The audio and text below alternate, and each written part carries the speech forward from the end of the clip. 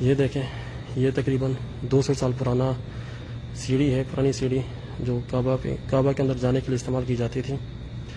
چلیں میں آپ کو جلدی سے تھوڑا سا، بس آپ شیئر کریں، آپ لوگ شیئر نہیں کر رہے، بس شیئر کریں گے، میں آپ کو چیز دکھاؤں گا۔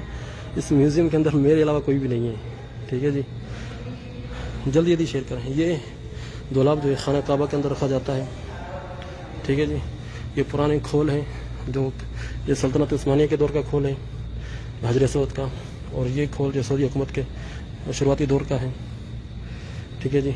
یہ جو ہے کعبہ کو پکڑنے کے لیے جو ہے غلاف کعبہ کو، اس کے لیے ہے کیلیں، غلاف کعبہ کو جو ہے مضبوط کرنے کے لیے یہ کیلیں استعمال کی جاتی ہیں۔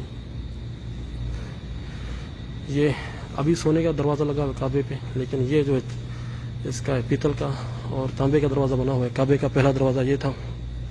اور یہ دیکھیں بھائی، یہ جو ہے سلطنت عثمانیہ کے دور میں جو کعبہ کے اندر جو الماری رکھی جاتی ہے، یہ وہ ہے۔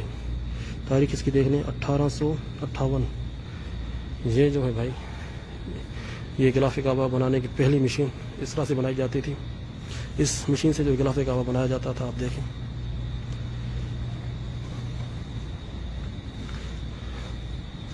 ٹھیک ہے جی۔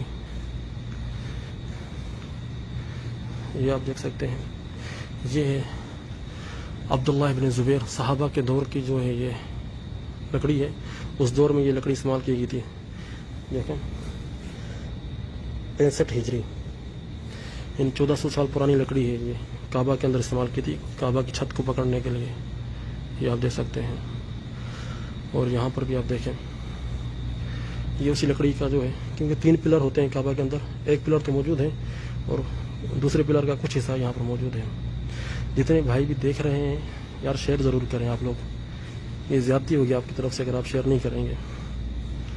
یہ دیکھیں، یہ جو ہے کعبہ کے دروازہ جو ہے، اس کے اوپر جو ہے یہ سونے کی جو ہے پٹی لگی ہوتی تھی سلطنت عثمانیہ کے دور میں، جو ابھی تک موجود ہے یہاں پر۔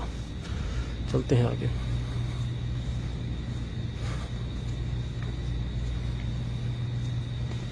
یہ دیکھیں جناب، کعبہ میں طواف کروانے کے لیے پہلے یہ جو ہے، یہ دیکھ رہے ہیں آپ، یہ استعمال ہوتا تھا۔ یہ جو ہے اس لکڑی کے اوپر بٹھا کے طواف کرواتے تھے بزرگ لوگوں کو، ضعیف لوگوں کو۔ پھر اس کے بعد زمانے نے ترقی کی، پھر یہ دور آیا ویل چیئر، پھر یہ دوسرے والی ویل چیئر آئی، اور آج کل جو الیکٹرانک ویل چیئر چل رہی ہے حرم کے اندر۔ اللہ اکبر، یہ آپ دیکھ رہے ہیں۔